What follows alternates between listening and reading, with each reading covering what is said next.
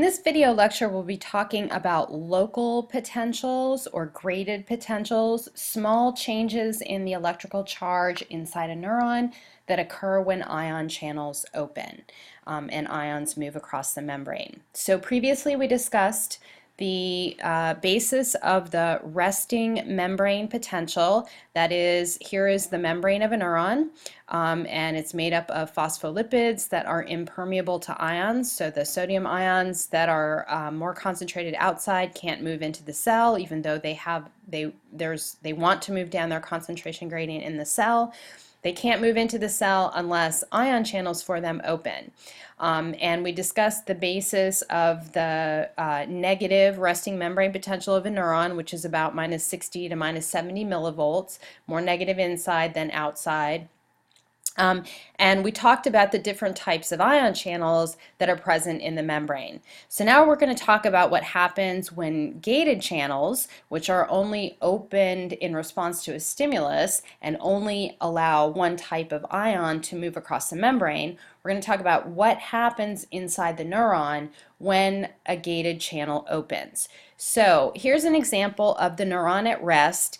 These are chemically gated sodium channels. There's a little place for a chemical to bind, and when a chemical, such as a neurotransmitter like acetylcholine, binds this chemically gated ion channel, it opens the gate of the ion channel. And so here at rest, the ion channel is closed. Ions can't move across the membrane except through leak channels, which are always open.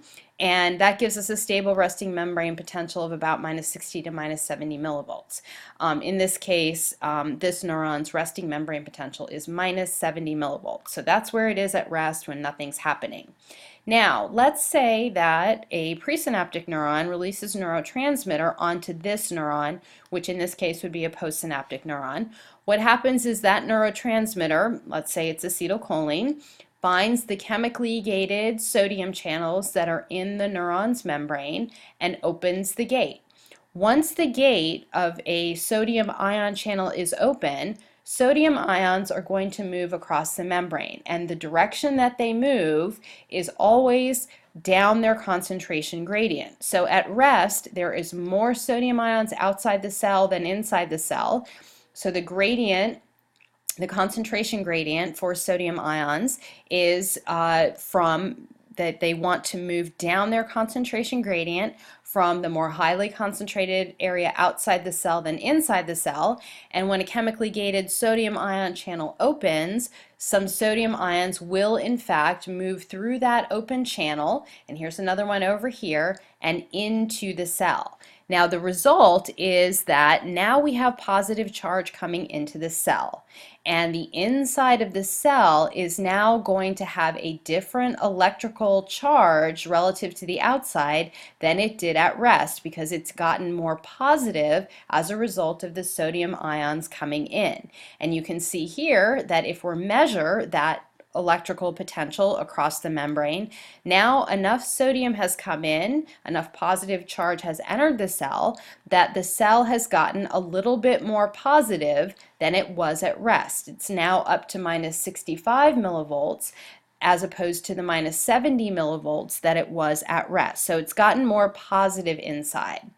This type of change, this small change in electrical potential that occurs when ions move across the membrane through gated channels, is called a local potential. And when that change is such that the cell gets more positive inside, we call that a depolarization. So the membrane potential gets more positive than it was at rest. You can imagine a situation where perhaps instead of this being a chemically gated sodium channel, perhaps it was a chemically gated chloride channel. Chloride ions are negatively charged. They're more concentrated outside the cell. So if a chemically gated chloride channel opened, what would happen is the chloride ions would move down their concentration gradient from the outside of the cell to the inside of the cell, and these negatively charged chloride ions would enter the cell and make the cell more negative inside. So in such a case, the inside of the cell might go to minus 75 millivolts from its resting state of minus 70 and get more negative inside. If a cell gets more negative inside, that type of local potential is called a hyperpolarization. So if the ion movement causes a negative change in the membrane potential, that's a hyperpolarization, and that's basically just the opposite of a depolarization. And this is important. We'll talk about the role of depolarization and hyperpolarization inside the cell as a how it pertains to whether this neuron will then fire an action potential in response or not. So these local potentials occur as a result of gated ion channels opening and ions moving in or out of the neuron. So one of the key things about these local potentials is that they're very small currents. So for example, let's say we just electrically stimulated a cell and then we measured the electrical change inside the cell at two different points away from the stimulating site. So one point is closer to the stimulating site and one point is further away from the stimulating site. What happens when these ion channels open and these local potentials are generated is that they spread kind of slowly across, the different regions of the neuron. And so let's say, for example, that we injected a current that hyperpolarized the cell. Okay, so here's the actual stimulus that we are going to inject in the cell, and this is mimicking the effect of opening ion channels that make the cell more negative inside. So this is the duration of the stimulus and the amount of hyperpolarizing stimulus that we inject. If we look at the membrane potential change as a result of this one stimulus, so we're sitting at about minus 60, this neuron has a resting membrane potential of minus 60 millivolts, what you see is that the result, the change, a little bit down the axon from where this hyperpolarizing current was injected, that hyperpolarization spreads and causes a small hyperpolarization in the membrane of the axon a little bit further away from where we stimulated, so that we go from about minus 60 to maybe about minus 65. If we look at the effect further away from the stimulation site, you can see that the change is much smaller. Maybe we've gone from minus 60 to minus 61 millivolts. So the further away that you get from the place where the local potential is initiated, the smaller the change in the membrane potential will be. So if you think about a presynaptic neuron opening ion channels on a dendrite of a neuron, in order for an action potential to be generated at the axon hillock, that current has to spread a really far distance. So one of the properties of local potentials is that as they travel further and further away from where they are initiated, they decrease in size. So you get a bigger effect closer to the place where the ions entered or left, where the local potential was generated, than you do further away. And that's what this first stimulus illustrates. Now, I also want to emphasize that these local potentials are called graded potentials because the strength of the stimulus, or the amount of the amount of ions or the amount of gated channels that open and allow ions to flow in, the amount of the stimulus is going to have an impact on the size of the local potential. So this first stimulus was pretty small, and it created a pretty small response in the neuron. Here we have a much larger hyperpolarizing stimulus, and you can see that in the neuron we got a much larger hyperpolarizing potential. So this idea, and then here's a even more hyperpolarizing stimulus, creating an even larger response in the neuron, making the membrane potential even more negative. Here's a very large hyperpolarizing stimulus, and it makes the neuron even more negative. So the strength of the stimulus is going to determine the magnitude of change in the membrane potential. Okay, and so this is what you would see if you injected currents of different strength, hyperpolarizing strength, into a neuron at this location.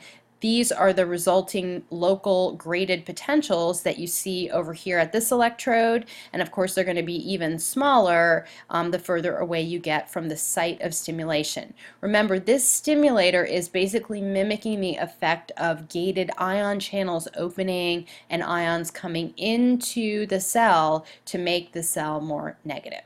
Okay, so this is an example of the different levels of hyperpolarizing stimuli. Now, with depolarization, we get the same effect. So let's say that this time we inject a little positive current into the cell at this location. That would be this stimulus here. What we would see happening to the membrane potential of the neuron at this location would be that we would get more positive inside. So the membrane potential would be more positive. This is a depolarizing stimulus. So we would maybe go from -60 to, -58. So we're getting a little bit more positive.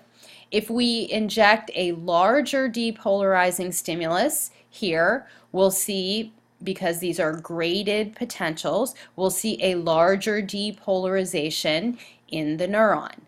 Now, the difference between hyperpolarizing stimuli and depolarizing stimuli is that if you have a large enough depolarizing stimulus, it will depolarize the neuron, make it positive enough that it hits a voltage that is called the threshold voltage.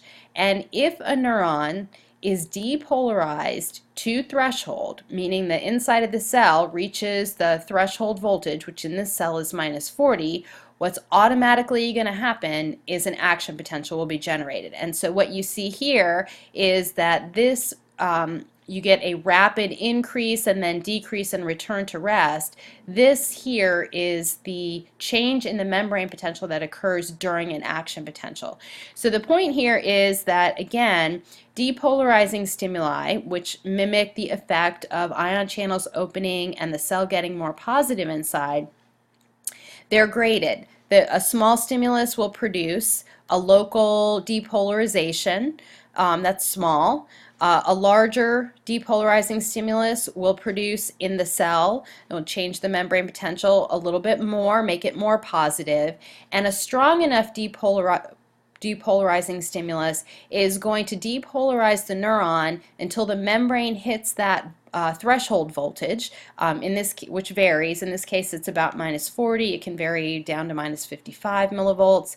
Once you hit that, there's no going back. You automatically generate an action potential, and this resulting waveform indicates that. And so we call action potential generation an all or none phenomenon, because once you hit the threshold, once the neuron has been depolarized to the threshold voltage, it's gotten positive enough inside due to ion movement that it hits that threshold voltage, an action potential is automatically generated. So you get it, and there's no going back once you hit the threshold voltage. So a depolarization below threshold will never get you an action potential. That's the none part of the all or none.